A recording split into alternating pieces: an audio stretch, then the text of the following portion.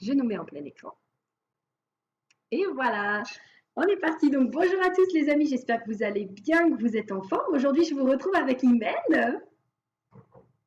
Hello, comment ça va, Prudence? Ça va bien et toi, comment tu vas? Super à la fin. La forme. Je suis très ravie de vous la présenter parce que elle fait partie d'un de mes groupes sur Instagram, un petit groupe qu'on a formé avec plusieurs entrepreneurs. Et du coup, j'ai pris le temps, en fait, on a pris le temps de se connaître finalement et de découvrir les profils l'une de l'autre. Et je trouve qu'elle a un profil hyper intéressant et j'avais vraiment envie qu'elle vienne se présenter à vous aujourd'hui. Donc, on est parti là-dessus. Imen, qui es-tu? Alors, qui je suis? Par où commencer? Donc, tout d'abord, je m'appelle Mentuani. Donc, je suis entrepreneur depuis maintenant 3 ans et demi. Donc, j'ai créé mon agence de communication et de marketing. Et j'accompagne les entrepreneurs, les entreprises, donc aussi bien sur leur identité visuelle, hein, donc tout ce qui est création de logo, site internet, etc. Et à côté de ça aussi du conseil, du coaching et de la formation pour installer les bonnes stratégies, pour trouver les bons clients et augmenter son chiffre d'affaires.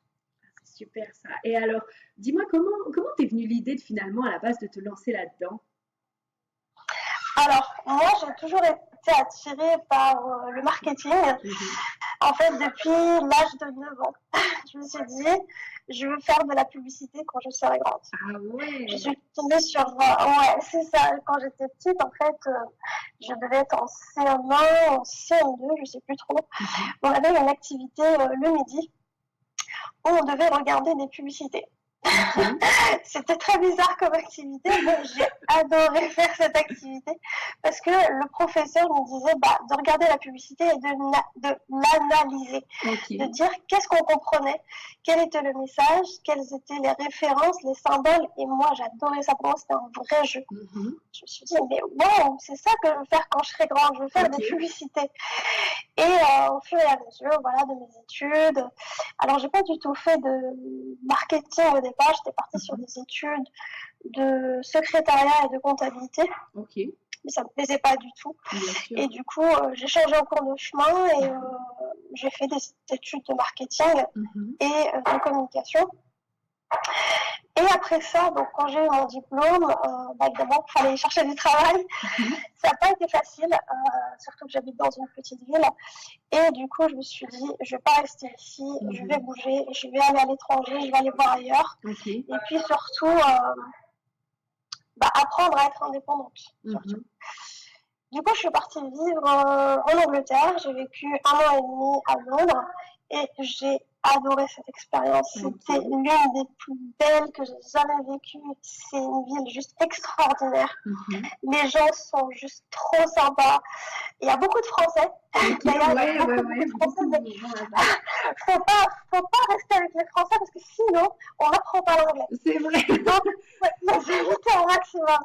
Donc, vraiment, essayez, si jamais vous allez à l'étranger, essayez quand même de fréquenter des personnes d'autres pays ou les gens du pays, mais pas les gens de votre pays, parce que sinon, vous n'allez jamais apprendre la langue.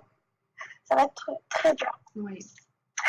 Et du coup, là-bas, j'ai trouvé un travail dans un restaurant gastronomique japonais. Et à côté de ça, je prenais des cours d'anglais. Et dans cette école de cours d'anglais, en fait, ils étaient un petit peu... Clairement, ils étaient un peu beaucoup en galère. Ils n'arrivaient pas à trouver des étudiants, ils n'arrivaient pas à communiquer, ils ne savaient pas du tout comment faire. Je leur ai dit, écoutez, si vous m'offrez les cours, je vous fais toute votre communication. Ok. Bien la négociation. Ok.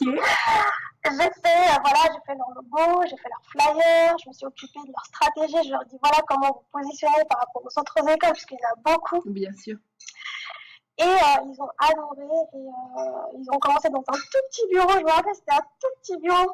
Aujourd'hui, ils sont dans un grand bâtiment, ils sont même affiliés avec l'État, enfin bref.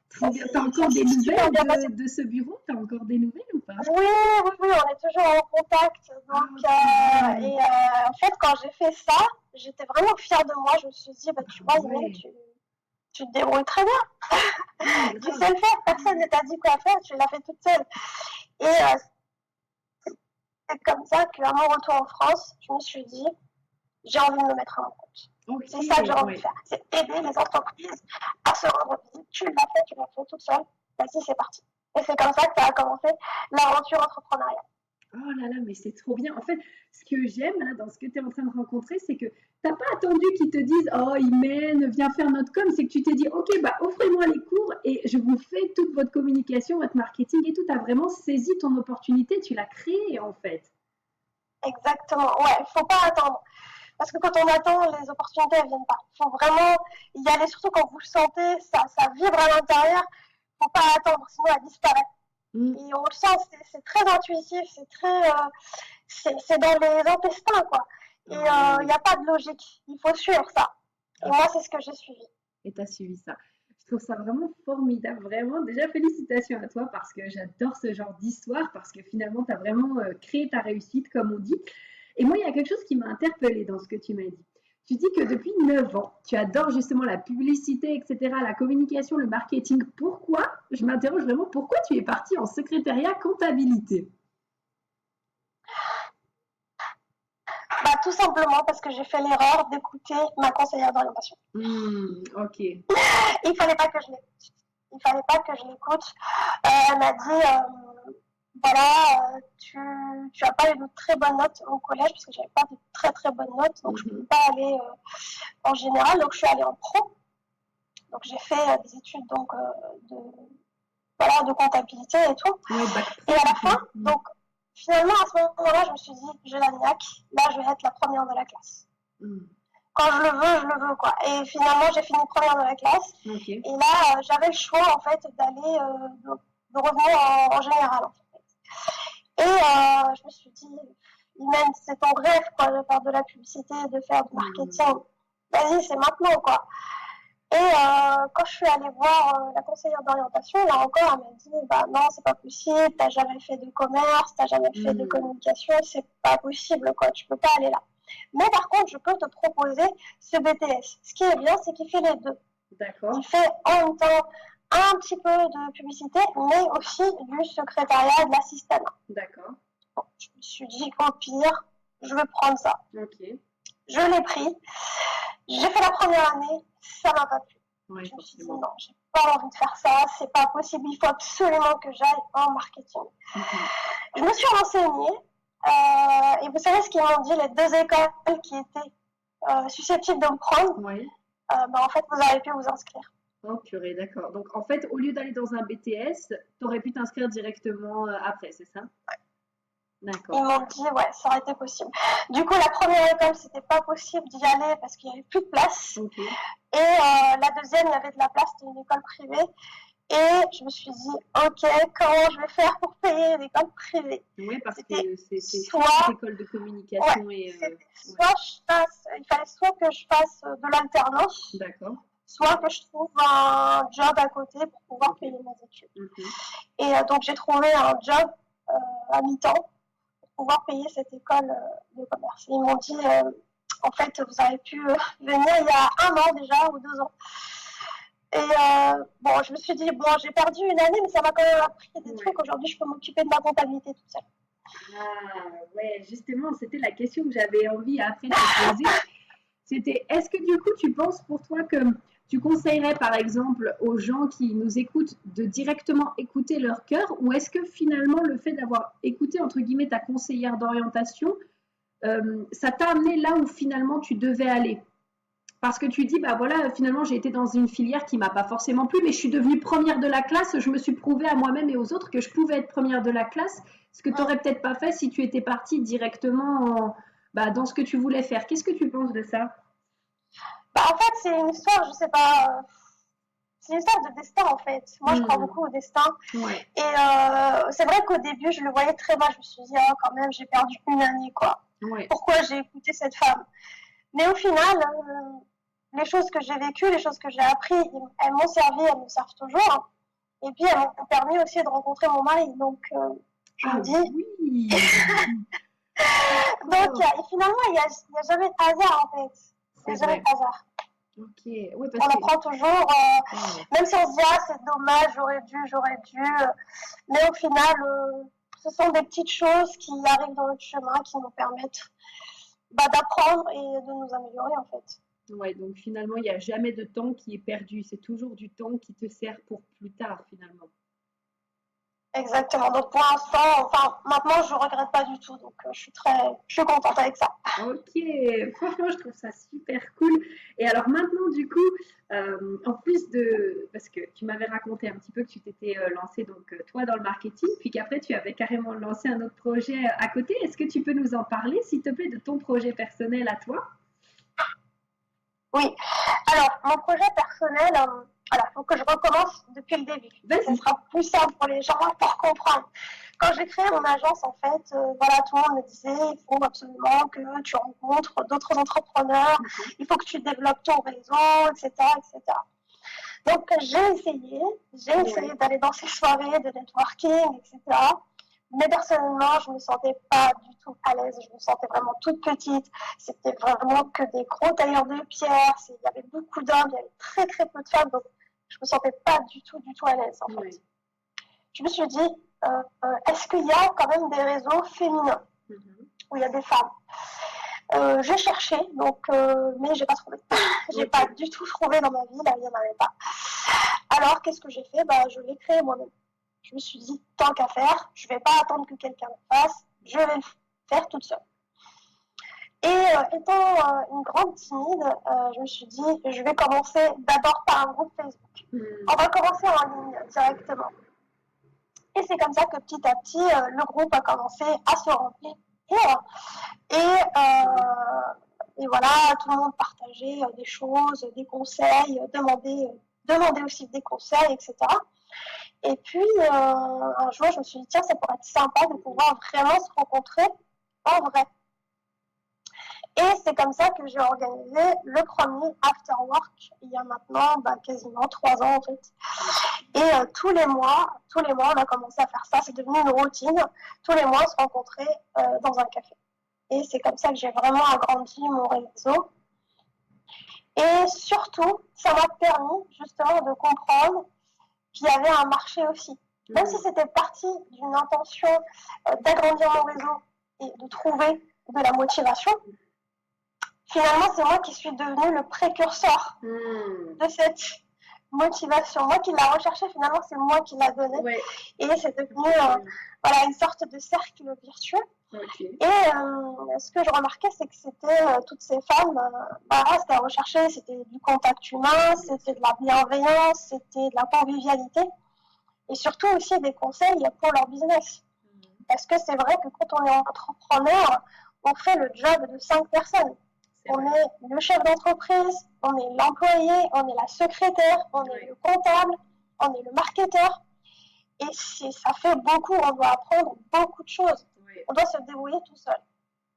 Et donc, c'est comme ça que je me suis dit, moi, qu'est-ce que je peux apporter à ce groupe? Parce que je peux apporter, c'est mon expertise, qui est le marketing. Et c'est à partir de là que j'ai commencé à faire des posts, des articles, partager d'autres articles, faire des lives, faire des formations, des ateliers, etc. Et aujourd'hui, en fait, je me suis, on va dire, autoproclamée coach en marketing. Donc, j'aide les entrepreneuses dans leur marketing parce que voilà, elles en ont vraiment besoin. C'est l'un des piliers les plus importants du business. Surtout que les femmes ont beaucoup peur de vendre. Elles ont toutes besoin d'avoir cette solution magique, c'est vendre sans vendre. Et clairement, le vendre sans vendre, c'est le marketing. Et si on maîtrise le marketing, on peut vendre sans vendre. Et justement, à ton avis, d'où ça vient cette peur des femmes de vouloir vendre? En fait, moi-même, on peut dire que, disons que c'est quelque chose que j'ai travaillé, tu vois, avec ma coach, mais d'où ça vient cette peur finalement? Pourquoi plus les femmes que les hommes? Déjà parce que la vente, c'est considéré, on va dire aujourd'hui, comme quelque chose, comme des vendeurs de tapis, on essaie de nous arnaquer, on essaie de nous refourguer n'importe quoi. Et du coup, forcément, on a nous-mêmes déjà une peur. Et le cerveau reptilien qui nous dit, oh, c'est bon, il essaie de me vendre un truc. Si déjà on a cette pensée par rapport aux autres, alors imaginez pour nous, on essaie de prêcher pour notre propre paroisse. Ça devient très compliqué. Et du coup, la vente, elle devient difficile. Mais il faut comprendre une chose, il faut vraiment se libérer de ça dans le sens où il faut se dire, je suis légitime, je suis une businesswoman, je suis là pour faire des affaires. D'accord, je suis là pour faire des affaires, mais pas que ça, je suis pas là que pour faire de l'argent, je suis là pour aider les gens. Si tu as décidé d'être entrepreneur, c'est que tu as une solution, tu as un talent que tu maîtrises pour pouvoir aider d'autres personnes, quelle que soit ta solution. Si ça, tu l'as en tête, la vente, elle deviendra vraiment naturelle. Parce que tu es là pour aider les gens. C'est juste que tu es payé. Voilà, c'est tout, c'est la différence. Tu es payé avec tes produits et ton service. Et ça, je trouve que c'est vraiment ça super quand tu deviens entrepreneur. C'est que tu ne vends plus d'un coup les services de quelqu'un d'autre, tu vends tes propres services que toi, tu auras créés. Ouais. Ça, c'est vraiment super. Et justement, j'ai pu voir que tu avais toi-même sorti ta première formation, du coup, très, très récemment. Yes, j'ai sorti cette formation qui s'appelle Femme Alpha. J'en suis super, super fière. C'est vraiment la combinaison, le travail de toutes ces 3 dernières années où j'ai pu vraiment déceler toutes les lacunes, toutes les frustrations et tous les désirs de ces entrepreneuses. Je me suis dit de quoi elles ont besoin. Et en fait, j'ai packagé l'offre idéale que moi j'aurais voulu avoir à mes débuts. Parce que certes, je suis dans le marketing, mais je ne savais pas tout non plus. Il fallait que je fasse des recherches, il fallait que je vois qu'est-ce qui faisait la tendance actuelle sur le web, surtout qu'aujourd'hui, voilà, avec les réseaux sociaux, tout va très très vite. Il faut être à jour. Et c'est ça aussi que j'enseigne dans ma formation, c'est que il ne suffit pas juste de s'améliorer dans sa propre expertise, c'est bien, mais il faut savoir aussi vendre. Et la vente, ça passe par le marketing. Donc vraiment, c'est une formation, certes, marketing, mais pas que. Il y a beaucoup de mindset. Parce que si on ne croit pas en soi, si on ne croit pas à ses propres compétences, on aura du mal à mettre en place toutes ces stratégies. Et c'est ça aussi que j'enseigne. Je trouve ça vraiment super. Et justement, là, tu nous parles un petit peu de mindset, etc. Pour toi, c'est quoi quelques principaux blocages que tu as identifiés chez les femmes que tu as pu côtoyer finalement? Alors, ça peut être beaucoup de peur, en fait, de fausses peurs, dans le sens où on se dit soit je suis nulle, parce que je le crois et parce qu'on me l'a dit. Du coup, si je suis nulle, forcément, je ne vais jamais le faire. Et moi, ce que je leur dis, c'est est-ce qu'il y a une loi dans le monde qui a dit que tu étais nulle? Oui, c'est vrai que vu comme ça, ok. Est-ce qu'il y a un juge qui l'a décidé? Non. Il n'y a que toi. T'es ton seul juge. Il n'y a que toi qui décide. Et c'est pour ça que les peurs, en fait, ça va bloquer tout. Ça va tout bloquer. On a plein de rêves, on a plein d'idées. Et du coup, toutes ces fausses croyances, toutes ces fausses peurs, ça y est, on se met devant un mur et on ne fait plus rien. Oui. Non, ça c'est totalement vrai. C'est vrai que quand tu veux réussir, que ce soit dans l'entrepreneuriat ou même dans n'importe quel domaine, le mindset, c'est vrai que c'est hyper important. Finalement, ça fait 80, voire peut-être même parfois 90% de tes résultats au final. Hein. Parce que c'est ce que tu crois là-dedans qui va créer ton résultat à l'extérieur. Parce que j'aurais beau leur enseigner toutes les meilleures stratégies du monde, et vraiment, je peux t'en donner des tonnes, aussi bien les plus éthiques jusqu'à les plus monstrueuses, je les connais toutes, d'accord? Mais si tu n'as pas le mindset et si tu n'as pas, toi, vraiment le courage d'y aller, il n'y a aucune de tes stratégies qui va sortir, ça c'est clair et net. Oui, non, c'est vrai qu'il n'y a rien qui fonctionne. Tu auras beau te former sur tous les domaines, tant que ton mindset n'est pas au point, c'est vraiment la chose la plus importante. Ouais, non, je suis d'accord avec ça. Est-ce que tu aurais quelque chose à faire passer aux femmes qui nous écoutent, un petit message à leur dire par rapport à ça et par rapport à si elles veulent se lancer ou si elles se sont déjà lancées? Alors, pour celles qui se sont lancées ou qui veulent se lancer, tout simplement, je leur conseille vraiment d'écrire leurs rêves. Qu'est-ce qu'elles ont envie d'accomplir avec tout ça, en fait? Quel est leur but? Quel est leur pourquoi? Pourquoi tu as envie de faire ça? Pourquoi tu as envie d'aider les gens? C'est quoi ton feu qui est à l'intérieur qui te donne envie de te lever tous les matins? Parce que la motivation, ça ne suffit pas, en fait. Ce qu'il faut, c'est de la volonté. Et c'est la volonté qui nous donne envie de nous lever les matins et de faire ce qu'on a envie de faire. Parce que la motivation, des fois on en a, des fois on n'en a pas. Mais la volonté, il faut qu'elle soit là. Et pour que la volonté soit là, il faut que tu saches pourquoi tu le fais. Et c'est pas juste une histoire d'argent. C'est beaucoup plus profond que ça. Et c'est ça que tu dois comprendre en toi. Est-ce que tu as envie vraiment d'impacter le monde? Est-ce que tu as envie d'aider peut-être les pauvres? Est-ce que tu as envie juste d'aider tes parents? C'est quoi ton moi profond? C'est tout ce que j'ai envie de dire. Hyper fort. Est-ce que tu veux nous partager un de tes pourquoi à toi? Un pourquoi qui te tient à cœur de pourquoi tu fais ce que tu es en train de faire? Alors moi, mon pourquoi, c'est vraiment d'aider ma mère.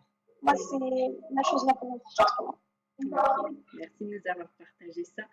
Et bah écoute, je trouve qu'on a fait un super bon tour. En fait, ça a été super bien pour cette interview. Qu'est-ce que tu en penses? Est-ce que tu veux rajouter un petit quelque chose?